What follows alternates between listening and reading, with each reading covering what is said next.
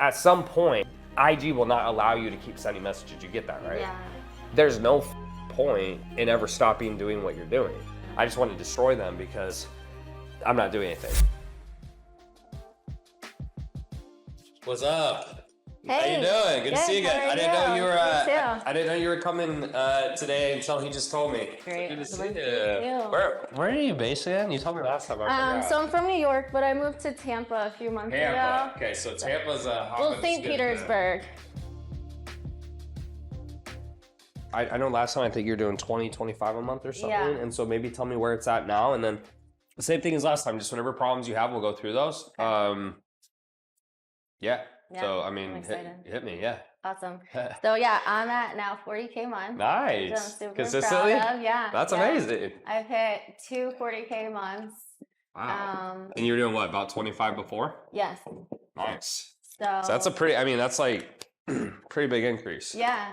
Sweet. And I thought I would be content at 40K, but now she wants to do more. Yeah, I want to The dreaded curse of the entrepreneur. Trust me. I thought 10K would be enough for me, and then I hit a million, and then it's like, it's a curse. Yeah, but it's fun.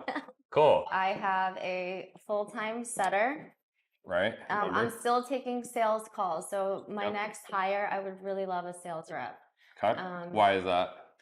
It's just, it takes so much of my time and energy, and I love making content. My content does really, really well. Well, define well. Like at least 10K views a video. Really? Plus. So yeah, but like well for you, is it view based or money based or? Money based, for okay, sure. so you feel like the views turn into clients? Yes. Okay. Yes. Okay. And taking so many sales calls, it's taking like my energy away from making more content. Okay. So that's kind of put a little block. I know what you're saying, because actually for me it's the same thing as depending on where I have to spend my time. You only have so much energy a day until it's out. That's it. Yeah. Okay. So looking to make that my next hire. I have that assistant coach who's still in the group chat. Part-time or full-time? Full-time. Full-time. Okay. But she is not working individually with my clients. I'm still answering like private chats with my clients. So my plan was... But she's in there with you. Yeah, she's helping me a bit. So what's like her role specifically? Just keeping the group active. So there's a group chat inside my app, and then there's private message chat between me and my clients. So she only does the group? Yes. Why? So she doesn't have time to do the private ones. But she's full-time. True. But she doesn't want to do private. I'm looking for like a dietitian, one that can actually give real like nutrition advice, and she doesn't have that experience. That's fine, whatever you're doing. I guess I just want to have context, like what's your goal, what's your mission? It seems weird to me you'd have someone full-time, but you're still coaching. I mean, she's not really full-time. She'll post once a day in the group chat. Okay. She'll just keep that chat. What do you pay her? I pay her $100 a week. It's nothing. Oh, so it's okay. So okay. All right. Like, I was like full-time, and all of a sudden it's like okay, so she's not. We'll just not even count that hardly at all. I mean, it's negligible, right? Okay, so 100 a week. So we're gonna cut out full time, and she just posts in the group and then answers group questions. Yeah, you know the company, right? Yeah, of course. I was a nutritionist for their company, so I kind of like saw the back end of that. And I have this vision that I would love to grow my company to something like that, but like all plant-based. Okay. So just having multiple coaches working one-on-one with the clients. And okay, do you want to describe to me their back end? I'm familiar with their company, but So they have different levels. Obviously like the basic level where they'll just get meal plans. Okay. If you pay more money, you're able to work one-on-one with a coach. Okay. So you can just kind of like this basically? Yeah. Yeah. Okay, so when you say like, what's your vision for that, I guess? I mean, I don't know if I would go for all the levels, but maybe just have multiple coaches on my team coaching my clients, basically. Well, yeah, I mean, let's go back to this. How many clients do you have right now? I have about 28 right now. Okay, so you have 28 clients.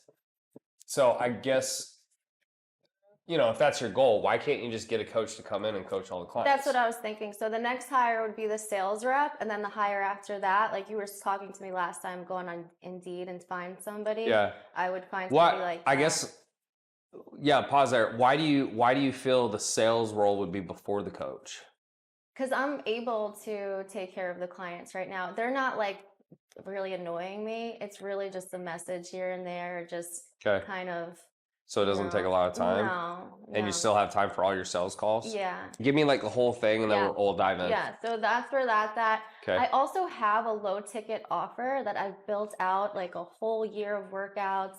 Like it's amazing. Most of my clients that go through my program will roll into that, and that's monthly recurring. So I've lost a lot of money trying to do ads and stuff for that, and I just haven't seen any return on that. A couple of people have screwed me over saying that they could help me. Well, and then what do you sell it for? What's the price point? So I tried it at two different points. One was $47 a month. The other one was $84 a month. Okay, and what happened when you ran the ads? Nothing. Like you didn't get any sales? A couple here and there. And what did you spend? I spent about $2K. $2K to how many sales? Yeah, maybe like 4. Okay. So I think maybe the hook was bad. I know that the hook is a lot for that, but I would love to get that up to a point where I have at least maybe like 10 to 15. What were you in control of with that process? Any of it? Or did you hire someone and they were like, we'll do the funnels, we'll do the marketing? So like they said they do the whole thing? Yeah. Okay. Yeah. I made the ad, but that was basically it. He was looking at I think he was just running it and wasn't testing different things. Well, yeah, but did you set up the funnel? He did. He did. Okay. Yeah. So he set everything up. Yeah. And we had tried different things like free 7-day trial, couple different like this 47 really working.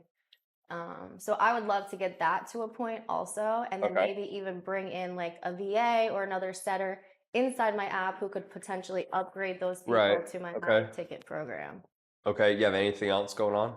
That's basically it. Like, the program I create, I'm very proud of. My clients absolutely love it. Amazing success. I have hundreds of testimonials. Okay. That's kind of it. In terms of what changed from the 25 to 40K a month? Increase the ads. Okay, and that's pretty much it. Basically it. I'm still doing the same thing. I haven't tapped into email marketing. I don't really have like a back end system to anything, and that's kind of scaring me because I just feel like it's You have no emails. You have emails, no texts? I have like a couple thousand emails, but I don't send out emails. How do you get the emails? In the past, I had run a few challenges where I got them. So it's not coming from the boosted post though, because you're just going straight to like sales. Okay. I also think maybe my setter is getting a little burned out too. She works 7 days a week. Yeah. Oh, wow. She loves it. Why does she do 7 days a week though? She just wants to book calls. Like she's very. So why do you think she's getting burned out then? It's just a lot. How many hours a day?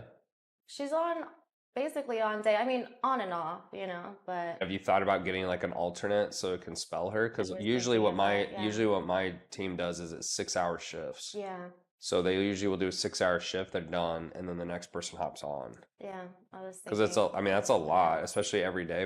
My team, we don't do it that way because they can't handle it. Yeah, I'm also interested in maybe getting like a sales coach who could like train the closers and just kind of make sure that or like a sales manager type thing. Okay, so let's go through some hypotheticals. You're in a good spot. There's a few different ways you can go. So let me walk you through it. Okay. So on the boosted post, how much are you spending a month? So I have to make 2 more boosted posts, like follow ads.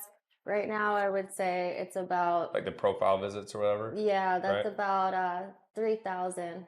Okay, so you spend 3,000 a month, and then how many boosted posts do you run at a time? So I'm only running a few boosted posts, but I have retargeting ads. Right, I remember you saying that. Yeah, so those do amazing for me. The retargeting ads go where? Both of them do great. They're retargeting my audience, my followers, and a lookalike audience as well. So I've set it up. But to what? Ways. What so they're Instagram. But to what though? So like when you say retargeting, like retargeting back to my page. So like I have a picture of me that says, "Do you want to lose weight with a plant-based diet? Message me plants." And then so it's kind of is it still technically a boosted post though, or what? No. So the only boosted posts are the follow ads. Okay. That say is it a message, like a messenger ad? That's retargeting. So all I'm trying to understand is so when you have retargeting traffic, I get what you're saying here, but usually what will happen is either when they'll see this ad, and then when they click on it, it either will take them to a page or it will take them to like the DMs typically. DMs. So it's a DM ad. Yes. Okay, so that's an actual DM ad. Okay, Yes. so that makes okay, so that clears that up. Okay, how many boosted posts you're running? So meaning, so you have this retargeting ad. Yeah. That goes to the That's DM. I have multiple retargeting ads. I Okay. have about 6. And then the boosted post Is a follow ad to it's follow just one. me. That's it. Normally I have 3, but they both got shut down recently, so I'm filming 2 more tomorrow. Okay, those ones that you were running when you had 3, were they all different audiences? Kind of different. One was for menopause, one was for just vegans. But what were you targeting? So like when you target it, you can target. I just let Instagram take it. So it's like automatic followers. Okay, so you did auto targeting. Yeah. Okay, on all of it. Yeah. And then when you're doing these boosted posts, is it only profile visits or it's a mix between the DM and the profile visit? Profile visit. Only profile visits. Yeah, it's just saying follow me. Okay. Cool. What were you spending before? I was spending about 4 to 5K a month total. So wait, so why this number's lower? So is it 3,000 on the retargeting and no, it's 8,000 in total. Okay, how much on the retargeting? About 5K. Oh, so you spend more on the retargeting than you do on the rest. Interesting. Yes, they do amazing. I don't have specific numbers. Like I kind of look at it from a distance and say, okay, I've made this much, and then sometimes I'll increase it a little bit if one ad's doing better. So you're spending $8,000, you're making 40. Yeah. And then how much is your payroll? So my setter's still getting 10%, and I know that's crazy, but she's getting 10%. So whatever 10%. So what is that? 800. Like excuse me. So 4,000. So is this collected? Yes. Okay. So let's say she's getting 4,000. Okay. What else? Points here. So plus. That's about where they should stay. I mean, like a full-time setter. I mean. Well, I mean, they shouldn't, like, I'd say 4 to 7 grand is like the most I've seen. I think beyond that, it's like too much. Yeah. No. So she's okay. Yeah. What else? Is that it? When I start to make more, I'm probably going to drop it to 8% or something like that. Yeah, I mean, you might need to adjust it for sure. I mean, we spoke about that last time. Yeah. You're doing 400 a week for this one, right? Yeah. That's it, and that's pretty much it, right? That's pretty much it. Okay. Yeah. So there's a few things you can do. So what you're doing here is how most people will usually run ads to cold. So typically, if it's a cold ad means the first time they see it, obviously, right? All retargeting means is they're seeing this and then they're getting hit with that. Right. So the reason that works is because you're doing this. Now, something that I would make sure you look at, have you looked at your frequency here?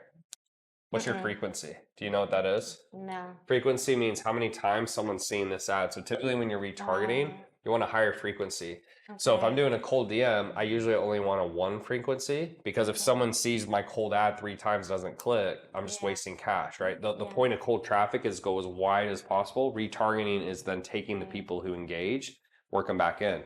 So typically what you want your frequency to be here is under 4.0. You're saying this is working really well for you. So for example, this is technically your cold traffic. This is your cold ads. Does that make sense to you? It's the profile visits. That's fine. What I like that you're doing is basically you're taking these profile visits for super cheap and then you're retargeting that traffic, which is why you're getting great results. Right. What I would do to look at if you can spend more is what the frequency here is. So what that means is if I'm looking at this frequency, typically, not always, but typically what we're going to do is push the retargeting spend until the frequency's at 4, meaning if someone sees your 4 times and they're not clicking, they're not going to click. Right. Does that make sense? Yeah. So what you could do though is if it is close to 4, then that's how you know, hey, I'm going to spend more here. And then you just continue adjusting those budgets over and over again. Yeah. So I would look at that. I'm curious, like, is that something you could find out right now? Probably. Do you have it? Do you have your computer? Is it on? Yeah. Is it on? It's on your ads manager. Yeah. Do you have your ads manager? Yeah. So what you can do is you can look at the frequency. So you see the frequency here. So what that means is on average, most of the people in the last month have seen your retargeting ad twice. If you look in the last 7 days, it's less. It's closer to 1, which makes sense because it's, you know, a 30-day window. They're going to see it more times than not. So typically when you're running ads, you'll run an ad to a DM. We'll show both scenarios. Or you'll run an ad to a page, right? Or opt-in, right? So opt-in again is email, text, whatever. And then what happens is they'll get a VSL and then they'll try to book a call or something of that nature. Right. So then what happens, typically with retargeting, yours is a little different, is people will take retargeting ads and they'll try to push these people here back to some type of page. And so they'll try to jack it up to like 4 because they're not really doing anything. The only difference with you is you're pushing to a DM.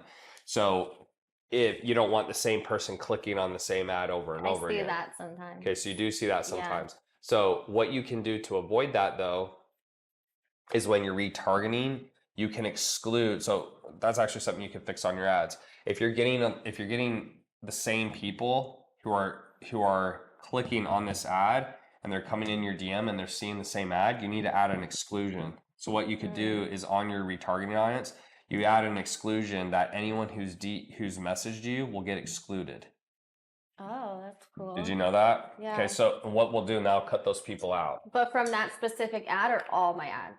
No, it'd be any of your retargeting ads. So check it out this way. Here, let me show you. So but isn't that a bad thing? Because sometimes people need to see it a few times to actually. It depends. I mean, yeah, that's a great point. It's your call. That's your call. So what I'm telling you to do though is what this retargeting ad you're doing now is you're saying anyone, my guess is are you running the ads or someone else? I am. Okay, so what I'm assuming is you're saying anyone who's seen my profile in the last how many days is it? 360. Okay, so what you're saying is anyone who's seen my profile in the last 360 days, also keep in mind, it usually becomes more profitable as you cut it down. So what you could test as well is because in 360 days, I don't even know who you are. Yeah. So if you cut that down to, let's say, 30 days or 14 days, it's up to you. I don't think your spend's high enough to do that. Okay. But usually when your spend gets higher, like if I was spending, let's say $1 million a month front end, I'm only going to retarget like the last 7 days. I'm not even going to the rest of it. So what you're doing right now is you're saying, hey, anyone who's seen my profile in the last 365 days, show them this ad that then pushes to a DM. Okay. So all I'm saying here is if you're getting people who keep coming back in here, but they're not buying and you're seeing that, hey, it's not really beneficial, you can exclude in this audience here, you would just put, show this retargeting ad to anyone who's seen my profile in the last 360 days, but exclude people who've already messaged me. Got it. So then none of those people come in. If you're good with it, great. But I just am trying to point that out that if you don't like it, you could cut that out. The other way you could cut it out is obviously if you cut this window down, because guess what's going to happen? There's going to be less people in the last 7 days who click on the same thing twice. In 360, yeah, it makes sense. Yeah. So that's just for you to play with, right? It's totally up to you. Yeah. But you make that determination on, are there people who are coming in clicking on my retargeting ads multiple times who end up buying? If they are, leave it. If they're not, then you're not making any money, so don't do it anymore. Yeah. Okay? Yeah, that's awesome. All right. So what I'd recommend you do from here is you have 2 ways to scale. You can either keep going with what you're doing here. What I just showed you is that frequency. More times than not, people will keep upping the spend on the retargeting until the frequency's at 4. Now you go, well, Tanner, how do I know? Again, are you getting those people to come in and buy? If they're seeing it more and they're not buying, then there's no point in upping your retargeting budget. Then what you're going to do is up this budget, because then you're going to get more cold traffic, which then will get worked into your retargeting. Yeah. So do you understand that balance? Yeah. That's the easiest way as of now, because that's what you're already doing. Yeah. All right. I would say it's 50-50. 50% of the people we sign are coming straight from the follow ad, boosted post, and 50% are coming from the retargeting. Well, yeah, that's not the issue here. My question is more, how many people are buying after they've clicked on a retargeting ad multiple times? Right. Is it probably low? It's lower. Yeah. So if that's the case, then we don't want to increase this to 4. Right. That's what I usually say, but the difference was what I was telling you earlier is you're retargeting to a DM. Most people retarget to a page. So if I'm retargeting to a page, I don't give a I just want to destroy them because I'm not doing anything. Yeah. With what you're doing, if you're not seeing that result, then I would not increase the budget. So I would not increase the budget, and then you might add that exclusion in. And the only reason you'd add in the exclusion is if you're saying, hey, anytime they click on it 2 or more times, it doesn't work, then what you're doing by adding the exclusion is you're saving money. That's all you're doing. Yeah. So again, because that's all we're trying to do is be efficient. Yeah. So what I would recommend you do to scale is you just increase this budget for now. That's the easiest way. Now, the next way is you start running actual DM ads in Business Manager. Now, the downside to cold traffic, the downside of that is going to be it's more expensive typically. So meaning it's going to cost, $10 like or more, like $10 plus. But the upside is they're coming straight in your DMs and you don't have to message them from here.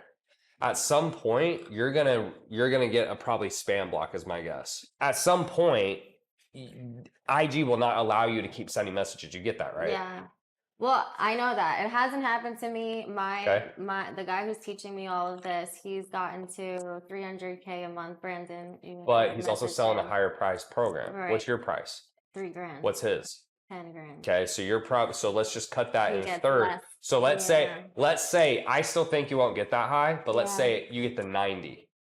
So you're not there yet, but I just want you to keep that in mind. So why? So because if not, if that doesn't happen, guess what? There's no point in ever stopping doing what you're doing. Right. Right? Yeah. Because if it's working, you're good to go. I think the first thing I would do is max out what you're doing. You're still not there. Yeah. Yeah. I mean, like even now, my advice to you would be the same advice I gave you last time: is spend more until it breaks. It hasn't broken. Yeah. You're spending 8, you made 40. That's over a 4x return. You know, you said you still could take sales calls. Like until you are completely maxed out where you cannot do anything else in terms of sales, usually I wouldn't even hire someone. We'll get into that. So first thing I would do is max everything out. My advice would be, when I say max out, I would like to see you get to at least 100K plus before you start doing low ticket, only because you're going to need a sales guy. You're going to need probably someone who's helping you with the marketing. You're probably going to need someone who's doing, you're going to need your time back. Yeah. So realistically, what I would do if I were in your shoes is keep pushing high ticket until you get to 100. Once you get to 100, you should have a couple setters, you have a couple coaches, you have a sales guy or girl. Yeah. Now you can start either A, hiring other people to come on your team, or B, like you would start building out your low ticket, because now you have time in your day to make the funnels, make the products, run the ads. So now you're kind of the operator, right? Yeah. So you kind of come from, I mean, right now you're doing both, but you would go from the doer to more of the operator. So people are doing the coaching and stuff for you, then you're the operator. Then from there, I don't know when this is going to cap out, but at some point you're going to run into an issue where you're spending more on ads than you're getting back in profit. Let's say you spend 30 and you make 90, and then you spend 50 and you make 100. It's like that's a drop off. There's no point in continuing down that path. Right. And that might be where you start doing this. Okay. Once you do this, then you would start pushing the ads on low ticket. And then 4, you start hiring a bigger team. Now, there's going to be a lot of skills you're going to have to learn. Even me, what happened when I got to where you were at, when I got to here, what happened is my ROI started to go down on the high ticket. And so I had the decision to go, okay, I'm not making the same amount of money anymore. Do I go low ticket or do I pivot? Now, for me, at the time, what happened is I had all these trainers start asking me for help, which is how I got into what I'm doing now. Yeah. And that's the direction I went because it felt easier. In hindsight, if I had wanted to stay in fitness, that would have been when I started doing that. Yeah, so I was thinking, like, once I hit a few consecutive 100K a month, I'm going to switch over to helping. You could. You can. You can. And you could specifically go after girls too. And there's not, as far as I know, I don't think there's really, I don't know, is there like a girl coach in the space really doing that? And I don't think there is. Maybe some couples, but I don't think like a girl. Yeah. So you could take part of that market share for sure. Downsides of business coaching though are the skills. People usually don't have the skills, and so you're going to get a lot more strain on fulfillment. The strain you feel on fulfillment now is not nearly what you'd feel on business consulting. Business consulting has a lot of strain because even when I'm doing with you for 2 hours, imagine, I mean, right now we have active, I don't know, 400 or 500 clients most of us have paid us 5 figures or more. So it's a lot of ask and take and give and all this type of shit.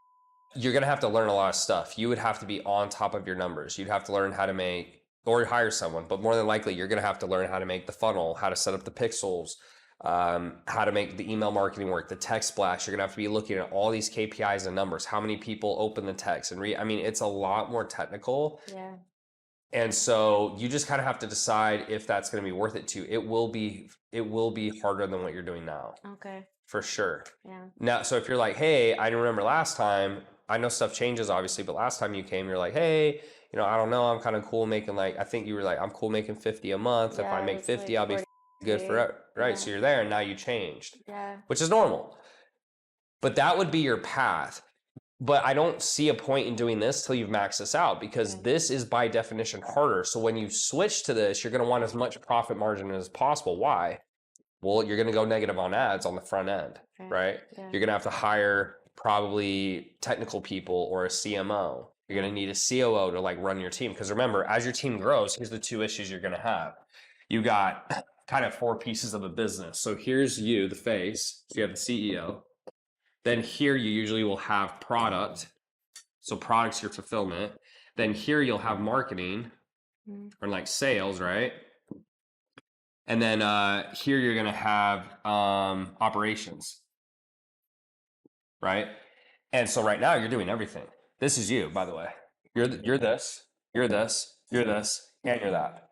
So as you scale, you're going to have to start picking and choosing. So if you're going to do marketing and sales and you're going to be the face, once your team is at this size, you may not be able to do operations. You might need a COO, or you might need someone to come in and, like your coach would start handling products so you don't do any more of the fulfillment, and then you stay here. You see what I'm saying? Like, you're at some point, you're going to be so strained, you're going to have to start giving this up. So really in a company, you need 4 people. I have a guy in my company now named, he's head of products. I have here, and then really as of now, I'm trying to offload this, but really I'm doing both of these right now. I'm pretty much still operations, meaning you have kind of the technical side and then you have the people side. Cool. So people side means like I spend all my time just working with people. I'm just on calls with people all day. Like your clients or no, my team. Okay. My team. So you know how you're on calls with clients and stuff now? Eventually at the size of my business, it's just your team. So you actually have 2 sides of the business. You have your team and your clients, and they both take the same amount of attention. Okay. So the good news now is you're at 40K. It's kind of easy because my setter's good. I don't need to spend that much time. I'm the sales rep. I'm the coach. Yeah. So you're not managing. So it feels somewhat easy. Yeah. As you get to these levels, it takes more time with the team, and then you're going to be basically building out this whole new side of the business. So that would be my suggestion, is before you even start this, keep maxing out what you have so you have a lot of cash flow. Once you have that cash flow and you start going here, the first thing you're going to probably want to get filtered out is this. You're going to want to be 100% out of product. I've told you that before. Yeah. That's probably first. Yeah. Now, you might think, oh, I'm going to get a sales rep. I'm not going to have to do sales anymore. You're just literally going to be a sales manager, which means you're going to have to manage your sales rep. Now, you could also hire someone to be your sales manager, but guess what? That's going to cost you another $10,000 to $20,000 a month. And less money. Right. So you're even less profit. Yeah. You could do that. The other thing is you got to make sure when you start hiring people that they're actually doing a good job. If you hire a manager and you're trusting them to do a good job, but you don't know how to do it, it's the same issue. Yeah. Right. Sure. One of the things I'm glad I know how to, I did everything in my business. So I know when someone's doing a good job. It's like, great. New company I'm starting now that I'm not quite as sure on is I don't know as much about tech. So I'm a little blind on how they're building it. But that's just how it's going to have to work. Like, I don't know how tech works. So I tell them what I need it to look like and they can do it, but I could get there because I don't necessarily know how to do it. So just to summarize, and then I'll shut up. What I would do, and this, you could do anything you want, but I would max this out. Once you get to around 100, you can step out of product. You could get a sales rep, but you're still going to have to train them. So that usually is going to be at least an hour a day, if not more, depending on if they're good. Also keep in mind, they won't close as well as you. Yeah. So here's the funny part. You're going to start hiring people, which costs you more money, and they're going to make you less profit. Yeah. That's what sucks. Yeah. And then once you get that sales rep in place, you're still going to do the content and manage the sales guy. You'll probably still be running the operations, meaning like you're going to be in charge of the marketing, et cetera. And then you're going to start having to build that out, which means either A, you bring someone in to start building this for you, and I'd have them in-house, or B, you do it yourself to start, get proof of concept, and then you start hiring out. And that would be the way to do it. The only other way you could do it is if you go the exact model did, is you would give up equity and you'd find guys that you think could do it. And they'd also have to believe you'd be the face, because one of the reasons model works is he's a super good looking guy and he's super shredded. Yeah. And so I mean, like you would have to, that's also part of mass market products. Like a lot of times it's going to be Kim Kardashian or someone who can really pull that off. Yeah. That's what you would do. That is definitely harder than what you're doing. Okay. When did you ever get to a point where you could just take a week off and Honestly, it was around 100, Okay. but it depends on what you want to do. So Yeah. the reason you can't take a week off right now is, I mean, think about it. So let's go back to this model. You're the CEO. You're head of product. So this is you. This is also you. And that's also you. So you're all of it. Your ops, your product, your marketing. So when you can truly take time off. So when I went to Brazil, think of it this way. I'm not head of product, so that's fine. I'm a CEO, but I can do content there, or I can shoot content prior. That doesn't take a lot of time. The content's actually the easiest part. Being the face is actually the easiest job. That's why a lot of influencers like it, because the running of the business on the back end is where the skill is. I mean, being the face is the easy part. He does all the marketing and all the technical stuff. So when I say technical stuff, he deals with the funnels, the emails, the text, all the stuff on the back end. So really, what I need is a COO to do ops. But technically what I did, ops meaning, when I say ops, I mean work with my managers. Right. But technically what I've done is I just took off a week and I said, hey guys, I usually am working with them every day. I'm like, look, this next week I'm not going to be around as much, do this. So it's not ideal, but I could do it. So you just have to be at a level where you have other people on the team who are in charge of divisions and they handle it. You're just not there yet. For you to get there, you have to make more money. So let's say hypothetically, well, Tanner, can I hire that all now? It's like, yeah, you could, but then you wouldn't make any money. Yeah. You could have a sales guy come in and maybe they make $4 or $5 grand, but they would all your sales. So you make 20 grand instead of 40. Yeah. And then you already spent $8 grand. So plus 4, so you'd only make $8 grand in profit. That's probably what would happen. It's horrible. So then when can I bring on a sale? When do you recommend bringing Usually around 100, only because at 100, now you can pay them good money. Now, I remember we talked last time, this is your other option. So you have Setter Girl, right? You got Setter Girl in there. What you could do, she can't do it, but what you can do sometimes as well is if you increase your ad spend, you bring in second setter and their closer. So what happens there is you pay them part of their salary from this and they get part of their salary from that. So if you pay a closer $4 grand, but you also pay them 2 or 3 grand here, well, now they're at 7. That's a little bit of a better job. Yeah. But that girl wouldn't be as experienced in closing because she's, You pay for one of two things in business. You pay less money, but you pay more with your time. Yeah. You pay more money, you pay with less of your time. Right. Because I love to work out first thing in the morning. Do you think that is not the way to do it? No, it depends on your schedule. So I work out first thing in the morning because every regular person I know doesn't. They're not awake. So it doesn't make I would prefer to start working, but for me, once the day starts, people need me all day long, and so it just makes sense. So I would say if you're able to go at like 12 to 2 and that's what you like and no one's going to bother you and you're not stressed out, that's fine. Cool? All right. Okay. All right. I'll give you no, you're good. I'll give him your couple minutes and I'll come back, yeah? Okay. Definitely got so much more clarity on what I need to do, who I need to hire next, kind of what's stopping me from getting to the next level, how to think about things as well. So it was amazing.